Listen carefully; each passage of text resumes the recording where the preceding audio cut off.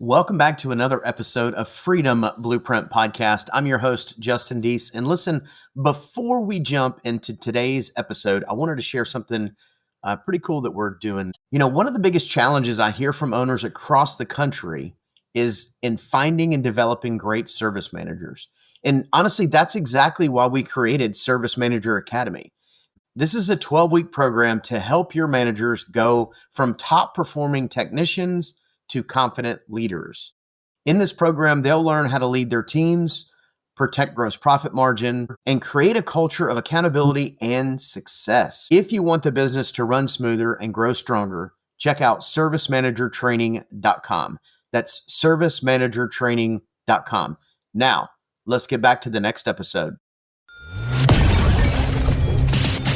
Running a home service business is hard. So how is it that some people make it look so easy?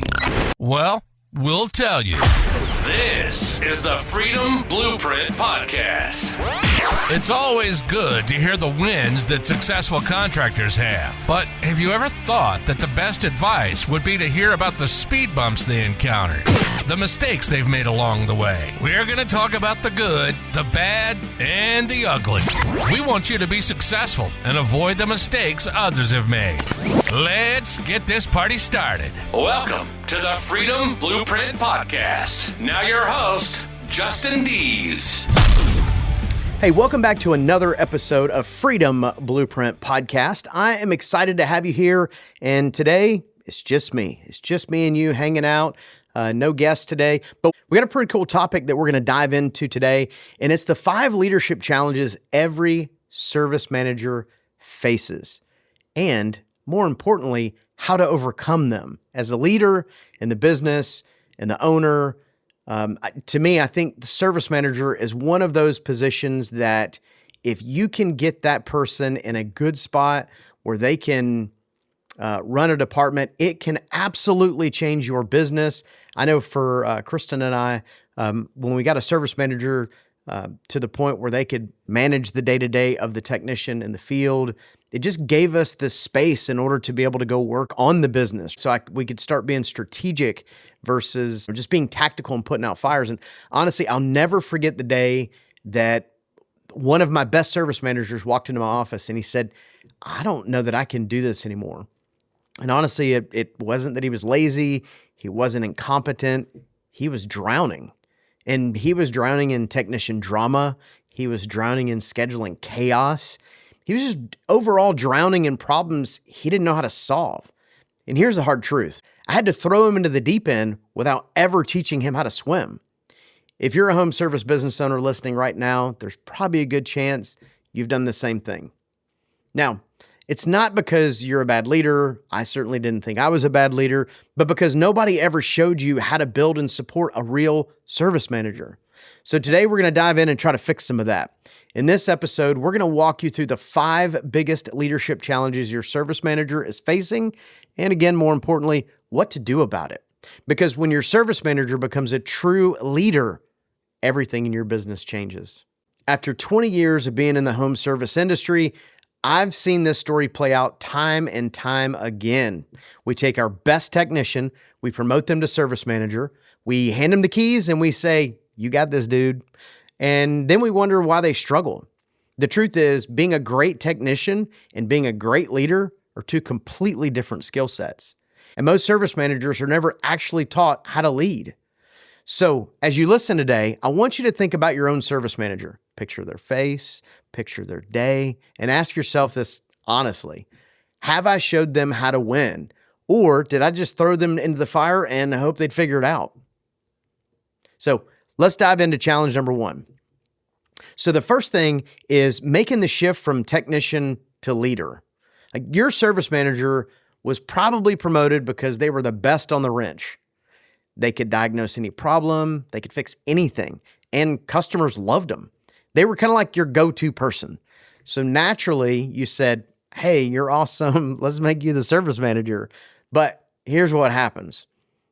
Now they're supposed to lead a team, manage schedules, drive revenue, hold people accountable, and nobody ever taught them how to do that. So what do? Well, they end up going back to what's natural, and they go back to what they know. So they keep jumping on service calls. They struggle to delegate because it's faster to just do it myself. They feel weird giving direction to guys that they used to eat lunch with in the truck. They stay focused on technical problems instead of people and systems. Sound familiar? So here's the real cost of that. When your service manager is still acting like a technician, you don't actually have a manager. You have an experienced technician who's really not managing anyone. Your team lacks directions, problems don't get solved at the root, and you as the owner are still running everything. So what's the solution? Your service manager has to understand that their new job isn't fixing things in the field. Their job is to develop people and build systems. That requires a fundamental mindset shift. And that shift doesn't happen by accident. It happens through intentional training, coaching, and support. So if you're listening to this thinking, yeah, that's my guy, or yeah, that's my gal, ask yourself this.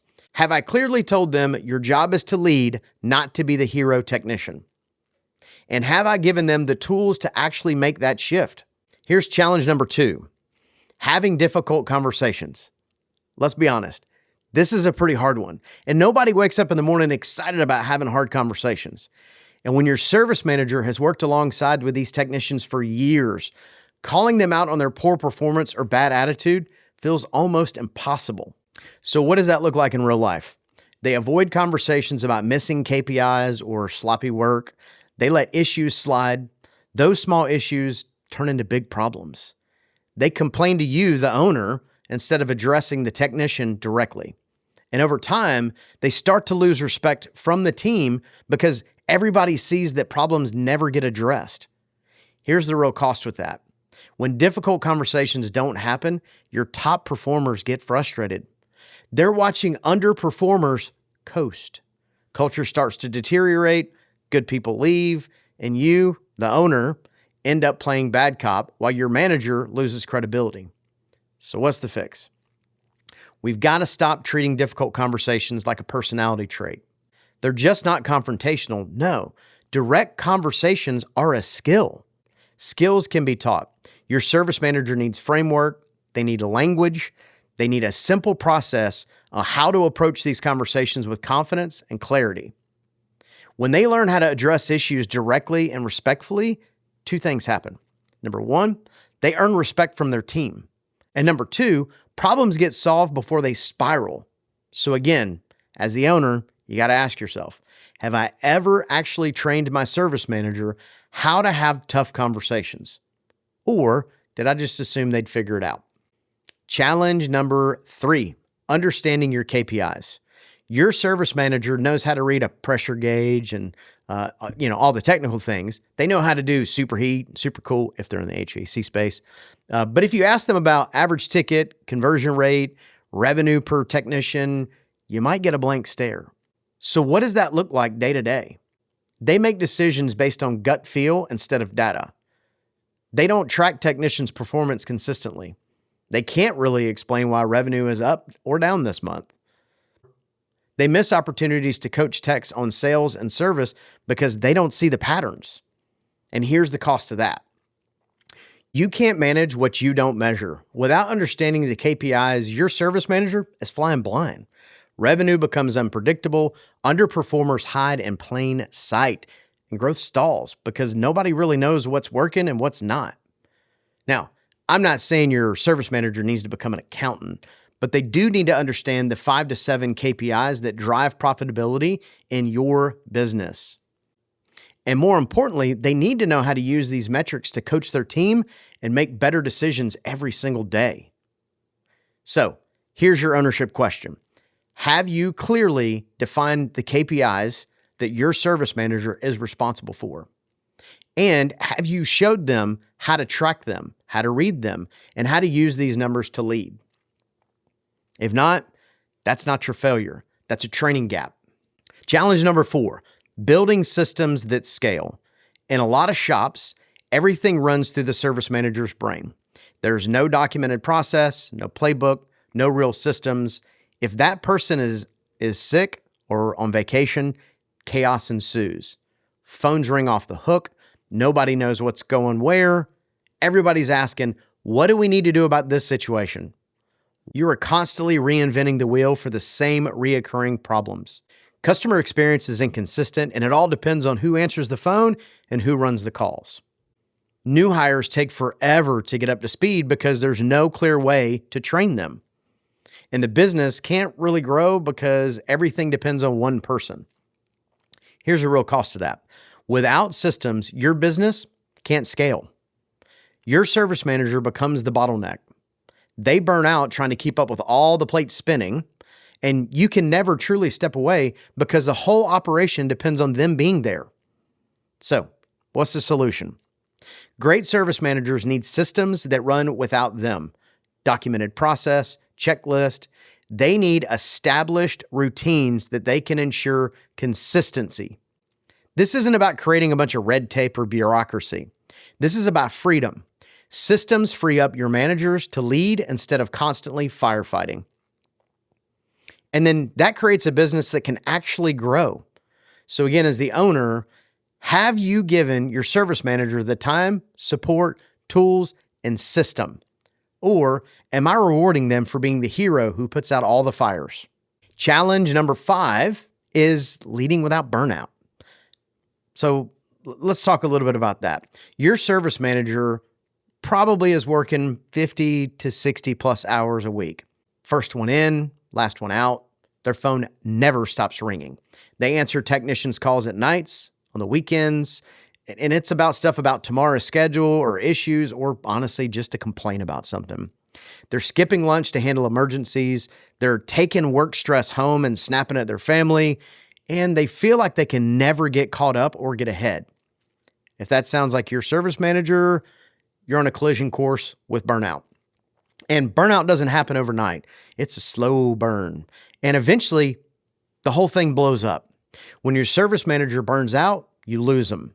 And replacing a good service manager is incredibly expensive, and it is incredibly disruptive to you, your business, and your culture.